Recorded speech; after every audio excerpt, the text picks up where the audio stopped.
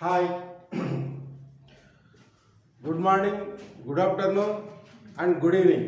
ಯಾಕೆಂದರೆ ಈ ವಿಡಿಯೋ ಬೆಳಗ್ಗೆ ಸಾಯಂಕಾಲ ಮಧ್ಯಾಹ್ನ ಯಾವಾಗ ಬೇಕಾದ್ರೂ ನೋಡ್ಬೋದು. ಅದಕ್ಕೋಸ್ಕರ ಬೆಳಗ್ಗೆ ನೋಡೋದರಿಗೆ ಗುಡ್ ಮಾರ್ನಿಂಗು, ಮಧ್ಯಾಹ್ನ ನೋಡೋದರಿಗೆ ಗುಡ್ ಆಫ್ಟರ್ನೂನ್, ಸಾಯಂಕಾಲ ನೋಡೋರಿಗೆ ಗುಡ್ ಈವ್ನಿಂಗ್. ಇಷ್ಟೇ, ವೆರಿ ಸಿಂಪಲ್. ಯಾವುದೇ ವಿಡಿಯೋ ಮಾಡಿರೋ ಅದರಿಂದ ಒಂದು ಉದ್ದೇಶ ಇದ್ದೇ ಇರುತ್ತೆ. ನೀವು ಸತತ ಒಂದು ತಿಂಗಳಿಂದನ ನಮ್ಮ PU ಬೋರ್ಡ್ನಲ್ಲಿ ರೆಕಾರ್ಡ್ ಆಗಿರ್ತಕ್ಕಂಥ ಚಾಪ್ಟರ್ಗಳನ್ನು ಯೂಟ್ಯೂಬಲ್ಲಿ ನೋಡ್ತಾ ಬಂದಿದ್ದೀರ. ಅದರಲ್ಲಿ ಈ ಮ್ಯಾಥಮೆಟಿಕ್ಸ್ ಕ್ಲಾಸಿಗೆ ಸಂಬಂಧಪಟ್ಟಂಗೆ ರಾಜಾರಾಮ್ ಅಂತಕ್ಕಂಥ ಲೆಕ್ಚರರು ತುಂಬ ಬ್ಯೂಟಿಫುಲ್ ಆಗಿ ರಿಲೇಷನ್ ಆ್ಯಂಡ್ ಫಂಕ್ಷನ್ ಅಂತಕ್ಕಂಥ ಚಾಪ್ಟರ್ನ ತುಂಬ ಚೆನ್ನಾಗಿ ಎಕ್ಸ್ಪ್ಲೈನ್ ಮಾಡ್ಕೊಂಡು ಹೋಗಿದ್ದಾರೆ. ಅದನ್ನು ನೀವು ಫಾಲೋ ಅಪ್ ಮಾಡಿದ್ದೀರ. ಆ ಒಂದು ರಿಲೇಷನ್ ಆ್ಯಂಡ್ ಫಂಕ್ಷನ್ ಅಂತಕ್ಕಂಥ ಚಾಪ್ಟರ್ನ ಸಂಬಂಧಪಟ್ಟಾಗೆ ನಾನು ಈಗ ಮಾತಾಡೋದಕ್ಕೆ ಕೊಟ್ಟಿದ್ದೀನಿ. ಈ ರಿಲೇಷನ್ ಆ್ಯಂಡ್ ಫಂಕ್ಷನ್ ಅಂತಕ್ಕಂಥ ಚಾಪ್ಟ್ರು 11 ಮಾರ್ಕ್ಸ್ ಇರುತ್ತೆ. ಒಂದು ಮಾರ್ಕ್ಸಿಂದ ಒಂದು ಕ್ವಶನ್ನು, 2 ಮಾರ್ಕ್ಸಿಂದ ಒಂದು ಕ್ವಶನ್ನು, 3 ಮಾರ್ಕ್ಸಿಂದ ಒಂದು ಕ್ವಶನ್ನು ಆ್ಯಂಡ್ 5 ಮಾರ್ಕ್ಸಿಂದ ಒಂದು ಕ್ವಶನ್. ನಾನೀಗ ಇದರಲ್ಲಿ ಹೇಳೋದಕ್ಕೆ ಹೊರಟಿರೋದು ಏನಪ್ಪ ಅಂದರೆ 5 ಮಾರ್ಕ್ಸಿಂದ ಒಂದು ಕ್ವಶನನ್ನು ನಿಮಗೆ ನೀಟಾಗಿ ಎಕ್ಸ್ಪ್ಲೇನ್ ಮಾಡೋದಕ್ಕೆ ಹೊರಟಿದ್ದೀನಿ. ಏನಿದು 5 ಮಾರ್ಕ್ಸಿನ ಕ್ವಶನ್ ಅಂದರೆ, ಈ ರಿಲೇಷನ್ ಆ್ಯಂಡ್ ಫಂಕ್ಷನ್ ಅಂತಕ್ಕಂಥ ಮೊದಲನೇ ಚಾಪ್ಟರ್ನಲ್ಲಿ ಇನ್ವರ್ಟಿಬಲ್ ಫಂಕ್ಷನ್ ಅಂತ ಬರುತ್ತೆ. ಈ ಇನ್ವರ್ಟಿಬಲ್ ಫಂಕ್ಷನಲ್ಲಿ 5 ಮಾರ್ಕ್ಸ್ಗೆ ಒಂದು ಕ್ವಶನ್ ಇರುತ್ತೆ. ಇದರಲ್ಲಿ ಬರ್ತಕ್ಕಂಥದ್ದೇ ಒಂದು 4 ರಿಂದ 5 ಪ್ರಾಬ್ಲಮ್ ಇದ್ದಾವೆ. ಅದರಲ್ಲಿ 4 ರಿಂದ 5 ಪ್ರಾಬ್ಲಮ್ನ ಸೇರಿ ಒಂದು 3 ಡಿಫ್ರೆಂಟ್ ವೆರೈಟೀಸ್ ಅಷ್ಟೇ. Very simple. ಸೊ ಈ ಫಸ್ಟ್ ಚಾಪ್ಟರ್ಗೆ ಸಂಬಂಧಪಟ್ಟಂಥ ಇನ್ವರ್ಟಿಬಲ್ ಫಂಕ್ಷನ್ಗೆ ಸಂಬಂಧಪಟ್ಟ ಪ್ರಾಬ್ಲಮನ್ನು ಎರಡು ಮೆಥಡ್ನಲ್ಲಿ ಮಾಡ್ತಾ ಹೋಗ್ತಾರೆ. ಅದರಲ್ಲಿ ಒಂದು ಈಸಿಯೆಸ್ಟ್ ಮೆಥಡು, ಸಿಂಪಲ್ ಆಗಿರ್ತಕ್ಕಂಥ ಮೆಥಡು, ನಾವು ವ್ಯಾಲ್ಯೂಯೇಷನಲ್ಲಿ ಯಾವ ಮೆಥಡನ್ನು ಫಾಲೋ ಅಪ್ ಮಾಡ್ತೀವಿ, ಎಲ್ಲ ವ್ಯಾಲ್ಯೂಯೇಟರ್ಸ್ ಯಾವುದನ್ನು ನೋಡ್ತಾರೆ, ಆ ಮೆಥಡನ್ನು ಡೈರೆಕ್ಟಾಗಿ ಸಿಂಪಲ್ಲಾಗಿ ನಿಮಗೆ ಆ 5 ಮಾರ್ಕ್ಸಿನ ಕವರ್ ಮಾಡೋದಕ್ಕೋಸ್ಕರ ಈ ವಿಡಿಯೋ ಮಾಡ್ತಾಯಿದ್ದೀನಿ. ವಿದ್ಯಾರ್ಥಿಗಳೇ, ತುಂಬ ಅಕ್ಯುರೇಟಾಗಿ ಕೇಳ್ತಾ ಹೋಗಿ. ಇನ್ವರ್ಟಿಬಲ್ ಫಂಕ್ಷನ್ ಮೇಲೆ ಒಂದು ಕ್ವಶನ್ ಇದ್ದೇ ಇರ್ತಕ್ಕಂಥದ್ದು 5 ಕ್ವಶನ್ನಾಗ ಒಂದು ಕ್ವಶನ್ ಕೇಳ್ತಾರೆ. ಅದರಲ್ಲಿ ಒಂದು 3 ಕ್ವಶನ್, ಆ 3 ಕ್ವಶನ್ಸ್ಗೆ ಯಾವುದಾದ್ರೂ ಒಂದು ಬರುತ್ತೆ. ನಿಮಗೆ ರಿಲೇಷನ್ ಆ್ಯಂಡ್ ಫಂಕ್ಷನ್ ಹಿಂದೆ ಮುಂದೆ ಎಲ್ಲ ನೀಟಾಗಿ ಕೇಳಿರ್ತೀರ. ಆದರೆ very important, medium students, rural students, Kannada ಮೀಡಿಯಮ್ನಿಂದ ಬಂದಿರತಕ್ಕಂಥವ್ರು, ಸದ್ಯ ನಾವು ಎಷ್ಟಪ್ಪ ಒಂದು 50 ಮಾರ್ಕ್ಸ್ ಬಂದರೂ ಸಾಕು ಅಂತಕ್ಕಂಥ ವಿದ್ಯಾರ್ಥಿಗಳಿಗೆ ಈ ಚಾಪ್ಟರ್ನಲ್ಲಿ, ಫಸ್ಟ್ ಚಾಪ್ಟರ್ನಲ್ಲಿ 11 ಮಾರ್ಕ್ಸಲ್ಲಿ 5 ಮಾರ್ಕ್ಸನ್ನು ಈಸಿಯಾಗಿ ತಗೊಳ್ಳೋದಕ್ಕೆ ನಾನು ಹೇಳ್ತಕ್ಕಂಥ ಮೆಥಡನ್ನು ಇಂಪಾರ್ಟೆಂಟಾಗಿ ಸೀರಿಯಸ್ ಆಗಿ ಕೇಳ್ತಾ ಹೋಗಿ. ಸೊ ಮೊದಲನೇ ಇನ್ವರ್ಟಿಬಲ್ ಫಂಕ್ಷನ್.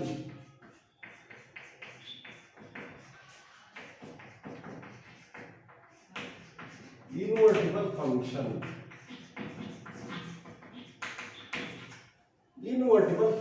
ಇದು ಆ ಒಂದು 5 ಮಾರ್ಕ್ಸಿಗೆ ಸಂಬಂಧಪಟ್ಟಂಥ ಒಂದು ಪಾಯಿಂಟ್. ಈ ಇನ್ವರ್ಟಿಬಲ್ ಫಂಕ್ಷನ್ ನಾವು ಇಂಪಾರ್ಟೆಂಟ್ ಆಗಿ ಹೇಳ್ಬೇಕಾಗಿರೋದು ಏನು ಬೇಕಾಗುತ್ತೆ ಇಲ್ಲಿ ಅಂದರೆ, ಒನ್ ಫಂಕ್ಷನ್ ಅಂತಕ್ಕಂಥ ಪಾಯಿಂಟ್ಸ್ ಬೇಕಾಗುತ್ತೆ.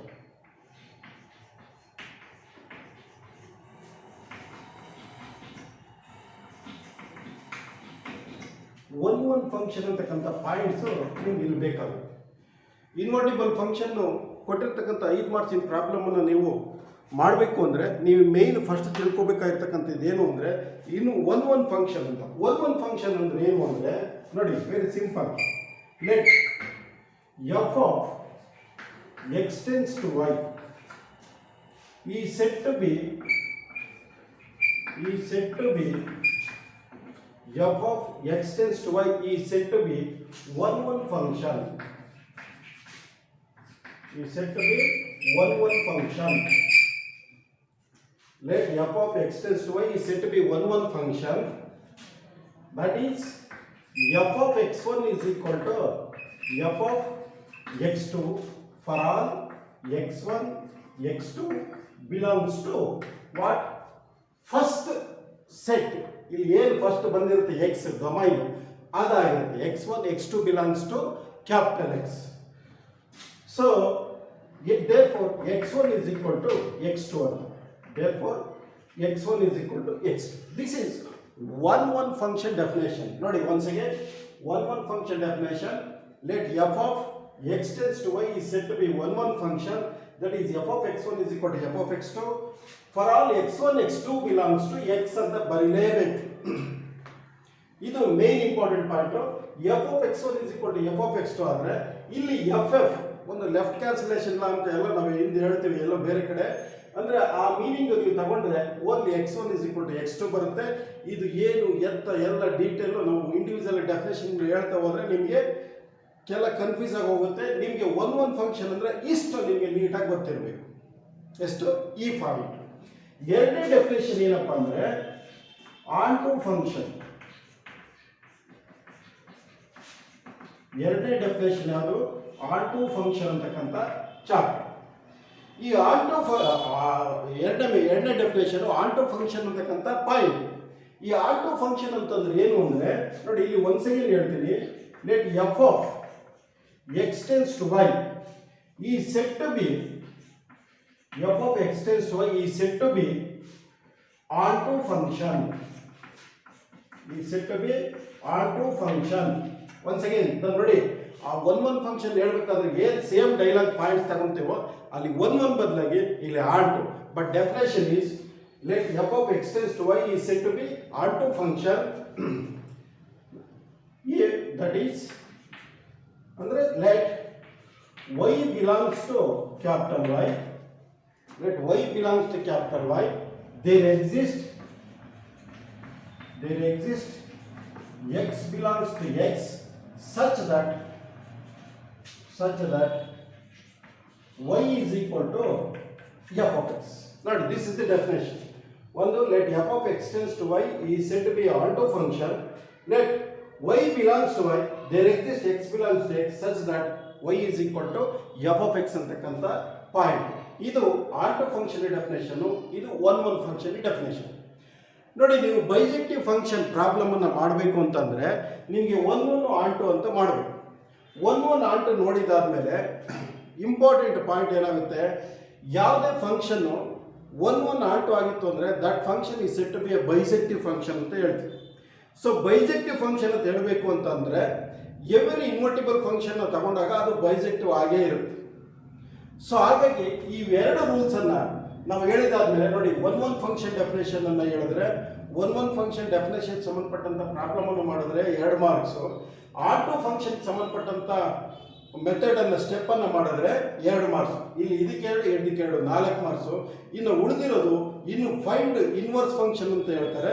ಇನ್ವರ್ಸ್ ಫಂಕ್ಷನ್ ಅಂತ ತಗೊಂಡಾಗ 3ನೇ ಪಾಯಿಂಟ್ ಅನ್ನು ನಾನು ನಿಮಗೆ ಸಿಂಪಲ್ ಆಗಿ ಹೇಳ್ತೀನಿ, ಕೇಳ್ತಕ್ಕಂಥದ್ದು ಫೈಂಡ್ ಇನ್ವರ್ಸ್ ಫಂಕ್ಷನ್ ಅಂತ ಹೇಳ್ತಾರೆ. ಇನ್ವರ್ಸ್ ಫಂಕ್ಷನ್ ಅಂತ ಇಲ್ಲಿ ವೆರಿ ಸಿಂಪಲ್ ಆಗಿ ಹೇಳ್ತಾ ಹೋಗ್ತೀನಿ. ಇನ್ವರ್ಸ್ ಫಂಕ್ಷನ್ ಅಂದರೆ ಎಫ್ ಇನ್ವರ್ಸ್ ಆಫ್ ಎಕ್ಸ್ ಆದರೂ ಕಂಡುಹಿಡೀರಿ, ಎಫ್ ಇನ್ವರ್ಸ್ ಆಫ್ ವೈ ಆದರೂ ಕಂಡುಹಿಡೀರಿ ಅಂತ ಹೇಳ್ತಾರೆ. ಅಲ್ಲಿ f inverse of x is equal to f inverse of y ಅಂತಕ್ಕಂಥ ಪಾಯಿಂಟ್ಸ್ ಅನ್ನು ತಗೊಳ್ಳಿ. F inverse of x is equal to f inverse of y ಅಂತ. ಸೊ ಈ ಎಫ್ ಇನ್ವರ್ಸ್ಗೆ ಸಂಬಂಧಪಟ್ಟಂಥ ಮೆಟೀರಿಯಲ್ ನಮಗೆ ಇಲ್ಲಿ ಆಂಟು ಫಂಕ್ಷನ್ ಅಲ್ಲಿ ಬಂದಿರುತ್ತೆ. ಈ ಆಂಟು ಫಂಕ್ಷನ್ ಅಲ್ಲಿ ಬಂದಿರೋದನ್ನ ಆಸ್ ಇಟ್ ಈಸ್ ಡೈರೆಕ್ಟ್ ಆಗಿ ತಗೊಂಡಾಗ ನಿಮಗೆ ಡೈರೆಕ್ಟಾಗಿ 1 ಮಾರ್ಕ್ಸ್ ಸಿಕ್ಬಿಡುತ್ತೆ. ಆಂಟು ಬಂದಿದೆ ಅಂದರೆ ಇನ್ವರ್ಸ್ ಫಂಕ್ಷನ್ ಆಟೋಮೆಟಿಕ್ ಆಗಿ ಬರುತ್ತೆ. ಇದಕ್ಕೆ 2 ಮಾರ್ಕ್ಸು, ಇದಕ್ಕೆ 2 ಮಾರ್ಕ್ಸು, ಲಾಸ್ಟ್ನೇ ಇದಕ್ಕೆ 1 ಮಾರ್ಕ್ಸು, ಟೋಟಲ್ 5 ಮಾರ್ಕ್ಸನ್ನು ನಾವು ಈ ಥರ ಡಿಸೈಡ್ ಮಾಡ್ತೀವಿ. ಆದರೆ ಒನ್ ಅಂದ್ರೆ ಏನು, ಆಟೋ ಅಂದ್ರೆ ಏನು, ಅದರ ತಳ ಬುಡ ಎಲ್ಲ ನಾವು ಡೀಟೇಲ್ ಆಗಿ ಸೋಸ್ತಾ ಹೋದರೆ ಕೊನೆ ನೀವು ಬೇಕಾಗಿರೋದನ್ನೇ ಮರೆತು ಕೂತ್ಕೊಳ್ತೀರಾ. ನೀವು ಅವ್ರು ಪಾಠ ಮಾಡ್ಬೇಕಾರೆಲ್ಲ ಕೇಳಿರ್ತೀರ. ಅದ್ರ ಜೊತೆಗೆ ನಾವಿಲ್ಲಿ ಇಂಪಾರ್ಟೆಂಟ್ ಆಗಿ ಎಷ್ಟು ಬೇಕೋ ಅಷ್ಟನ್ನು ನಾನು ನಿಮ್ಗೆ ಹೇಳಿದ್ದೀನಿ. ಇಷ್ಟನ್ನು ಈ ಮೆಥಡನ್ನು ಫಾಲೋ ಮಾಡಿ. ಈ ಮೆಥಡ್ನಲ್ಲಿ ನಾವು ಇಂಪಾರ್ಟೆಂಟ್ ಆಗಿ ಒಂದು ಪ್ರಾಬ್ಲಮ್ನ ಅಥವಾ ಏನು ಇಂಪಾರ್ಟೆಂಟ್ ಟೆಕ್ಸ್ಟ್ ಬುಕ್ಕಲ್ಲಿ ಪ್ರಾಬ್ಲಮ್ ಇದೆಯೋ ಆ ಪ್ರಾಬ್ಲಮ್ನ ತಗೊಂಡು ಎಕ್ಸ್ಪ್ಲೈನ್ ಮಾಡ್ತೀನಿ. ಆಗ ನಿಮಗೆ ನೀಟಾಗಿ ಅರ್ಥ ಆಗುತ್ತೆ. ಈ ಏನು ಹೇಳಿದ್ದೀನೋ ಅದು ಕ್ಲೀನಾಗಿ ಗೊತ್ತಾಗ್ತಾ ಹೋಗುತ್ತೆ. ಈಗ ನೋಡಿ ವಿದ್ಯಾರ್ಥಿಗಳೇ, ಸೊ ಮೊದಲನೇ ಪ್ರಾಬ್ಲಮ್ಸ್ ಅನ್ನು ನಾನು ತಗೊಳ್ತೀನಿ.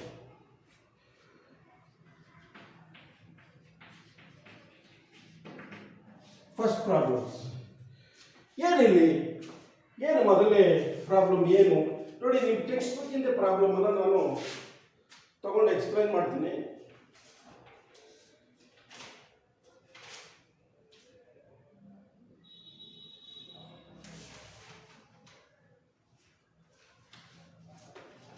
ನೋಡಿ, ನಿಮ್ಮ ಟೆಕ್ಸ್ಟ್ ಬುಕ್ನಲ್ಲೇ ಒಂದು ಪ್ರಾಬ್ಲಮ್ ಇದೆ, ಅದನ್ನು ತಗೊಂಡು ನಾನು ನಿಮ್ಗೆ ಹೇಳ್ತೀನಿ. ಏನದು ಅಂದರೆ ಕನ್ಸಿಡರ್ ಅಥವಾ ಫಸ್ಟೇ problem consider f of r tends to r, f of r tends to r given by f of x is equal to 4x plus 3. f of x is equal to what? 4x plus 3. Then show that f is invertible. Show that f is invertible.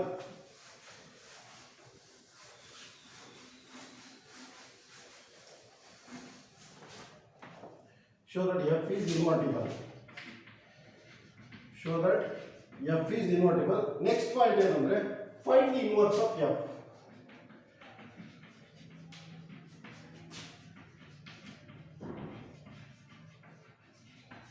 Find the inverse of f. This is the question. Main question ಯಾವುದು? Consider f of r tends to r given by f of x is equal to 4x plus 3. Show that f is invertible. Find the inverse of f ಅಂತ question. So ಈಗ ಇದನ್ನು ನಾವು ಯಾವ ಥರ answer ಮಾಡ್ತೀವಿ ಅಂತ ನೋಡಿ. ನಾವು ಎಕ್ಸಾಮಲ್ಲಿ ಮೇನ್ ಪಾಯಿಂಟ್ ಏನಿರಬೇಕು ಅದನ್ನು ನಾನು ನಿಮಗೆ ಹೇಳ್ತಾ ಹೋಗ್ತೀನಿ. ಫಸ್ಟ್ ಪಾಯಿಂಟ್ ಏನಿರಬೇಕು, ಈ ಏನು ನಾವು ಫಂಕ್ಷನ್ ಅನ್ನು ಹೇಳಿದ್ವಿ f of R tends to R ಅಂತ ತಗೊಳ್ಳಿ. This is the point. ಅಂದರೆ ಇಲ್ಲಿ ಫಸ್ಟ್ ಸೆಟ್ ಸಮೇತ ಆರ್ ಇದೆ, ಸೆಕೆಂಡ್ ಸೆಟ್ ಡೊಮೈನ್ ಕೋಡೊಮೈನ್ ಎರಡೂ ಆರ್ ಇದ್ದಾವೆ. ಹಾಗಾದರೆ f of R tends to R ಇದನ್ನು ತಗೊಳ್ಳಿ. ಬೈ ಫಂಕ್ಷನ್ ಏನಂತ ಇದೆ, f of x is equal to 4x plus 3. ಇದು ಮೇನ್ ಪಾಯಿಂಟ್ ನಮಗೆ ಬೇಕಾಗಿರೋದನ್ನ ತಗೋಬೇಕು. ಒಂದು ಫಂಕ್ಷನ್ ಏನು ಕೊಟ್ಟಿದ್ದಾರೆ f of R tends to r, ಎರಡನೇದು f of x is equal to 4x plus 3. ಈ ಕೊಟ್ಟಿರೋ ಏನು ಫಂಕ್ಷನ್ ಇದೆ ಇದನ್ನು ಫಸ್ಟ್ ತಗೋಬೇಕು. ಇಷ್ಟು ತಗೊಂಡಿದ್ದಾದ್ಮೇಲೆ ಮೊದಲನೇ ಪಾಯಿಂಟ್ ಏನು ಹೇಳ್ತೀರಾ ಅಂದರೆ ಒನ್ ಫಂಕ್ಷನ್ ಅಂತ ಹಾಕ್ಬೇಕು. ನೀವು ಈಗ ಏನಂತ ಹಾಕ್ತೀರಾ? ಒನ್ ಫಂಕ್ಷನ್ ಅಂತ ಹೆಡಿಂಗ್ ಆಗ್ತದೆ. ಈ ಒನ್ ಫಂಕ್ಷನ್ ಅಂತ ಹೆಡಿಂಗ್ ಹಾಕಿದ್ರೆ ಮತ್ತೆ ಸೇಮ್ ಡೈಲಾಗ್ ಏನು ಹೇಳಿದೀವಿ ಅಲ್ಲಿ ಡೆಫಿನೇಷನ್ ತರಿಸ್ಕೊಳ್ಳಿ. F of x1 is equal to f of x2 definition ಪ್ರಕಾರ. ಬಟ್ ಇಲ್ಲಿ ಈ ಪಾಯಿಂಟ್ ಹೇಳ್ಬೇಕು, x1 x2 ಬಿಲಾಂಗ್ಸ್ ಟು ಮೊದಲೇ ಸೆಟ್ ಆಗಿದೆ, ಇಲ್ಲಿ ಆರ್ ಇದೆ, x1 x2 belongs to R. ನಾನು ಹೇಳಿರೋ ಡೆಫಿನೇಷನ್ ಅಲ್ಲಿ ಮೊದಲನೇ ಸೆಟ್ ಎಕ್ಸ್ ಇದೆ, ಇಲ್ಲಿ ಮೊದಲನೇ ಸೆಟ್ ಆರ್ ಇದೆ, x1 x2 belongs to R. So ಹಾಗಾದ್ರೆ ಎಫ್ ಆಫ್ ಎಕ್ಸ್ ಅಂದ್ರೆ 4x plus 3, F of x1 ಅಂದ್ರೆ ಎಷ್ಟು 4x1 plus 3 is equal to F of x2 ಅಂದ್ರೆ 4x2 plus 3. ನೋಡಿ ಪ್ಲಸ್ 3 ಹೋಗುತ್ತೆ, 4x1 is equal to 4x2, 4 ಹೋಗುತ್ತೆ, x1 is equal to x. This is the method. ನೋಡಿ once ನೋಡಿ problem ಎಷ್ಟು simple ಆಗಿದೆ ಅಂತ ಅರ್ಥ ಮಾಡ್ಕೊಳ್ಳಿ. Consider f of R tends to R given by the function f of x is equal to 4x plus 3. Show that f is invertible. Find the inverse of f ಅಂದರೆ ನಾನು ಫಸ್ಟೇ ತಗೊಂಡಿದ್ದು f of R tends to R by the one of the function f of x is equal to 4x plus 3. ನಾನು ಮೊದಲೇ point ಮಾಡಬೇಕಾದ್ರೇನು, ನಾವು valuation ಅಲ್ಲಿ ನೋಡೋದೇನು one function. ಇದನ್ನು ನಾವು ಅಪ್ಡೇಟ್ ಮಾಡಿದ್ರೆ 2 ಮಾರ್ಕ್ಸ್ ಕೊಟ್ಬಿಡ್ತಾರೆ. ಇಷ್ಟಕ್ಕೆ ಬಿಟ್ಟಿದೆ ಅಂದ್ರೆ 2 ಮಾರ್ಕ್ಸ್ ಸಿಗುತ್ತೆ. ಏನು ಡೆಫಿನೇಷನ್ ಆಫ್ ಒನ್ ಪ್ರಕಾರ f of x1 is equal to f of x2 for all x1 x2 belongs to R ಅಂತ ಹೇಳಲೇಬೇಕು. ಎಫ್ ಆಫ್ ಎಕ್ಸ್ ಅಂದರೆ 4x plus 3, F of x1 ಅಂದರೆ 4x1 plus 3 is equal to f of x2 ಅಂದರೆ 4x2 plus 3, 3 ಹೋಗುತ್ತೆ, 4x1 is equal to 4x2, 4 ಹೋದರೆ x1 is equal to x2. So this is F is one function. ಎರಡನೇ ವಿಚಾರ ನಾನು ನಿಮ್ಗೆ ಹೇಳ್ತೀನಿ, ಏನು ಆನ್ ಟು ಫಂಕ್ಷನ್. ಎರಡನೇ ವಿಚಾರ ಏನು ಆನ್ ಟು ಫಂಕ್ಷನ್. ಈ ಆನ್ ಟು ಫಂಕ್ಷನ್ ಅನ್ನು ನಾವು ನಿಮಗೆ ನೀಟಾಗಿ ಒಂದೇ ಸ್ಟೆಪ್ಪಲ್ಲಿ ಹೇಳ್ತೀನಿ ನೋಡಿ.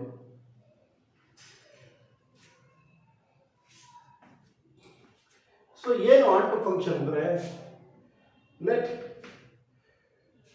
x belongs to R, ಅಥವಾ ಸಾರಿ let y belongs to R. there exist x belongs to R such that f of x is equal to y. ಇದು definition of onto function. Let y belongs to R, there exists x belongs to R such that f of x is equal to y. So ಈ ಇಷ್ಟನ್ನು auto ಫಂಕ್ಷನಲ್ಲಿ ಇಷ್ಟನ್ನು ಹೇಳಿದ್ರೆ 1 marks ಸಿಕ್ಬಿಡುತ್ತೆ. ಒಂದು ನೋಡಿ 2 marks ಇಲ್ಲಿ ಸಿಕ್ತು, ಇಂದು 1 ಮಾರ್ಕ್ಸ್ ಇಲ್ಲಿ ಸಿಕ್ತು. ಅಲ್ಲಿ ಆಂಟೋನಲ್ಲಿ 2 ಮಾರ್ಕ್ಸ್ ಸಿಗಬೇಕು, ಒಂದು ಈ ಡೆಫಿನೇಷನ್ಗೆ ಸಿಕ್ಕೋಗ್ಬಿಡುತ್ತೆ.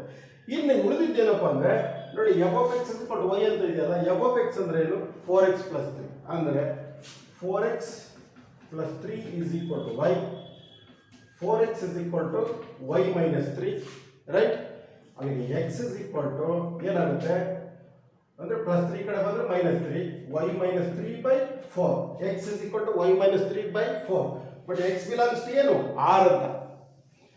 ಹಾಗಾದ್ರೆ x is equal to y minus 3/4 ಆದರೆ so that is x is equal to what it may be, this is also belongs to r.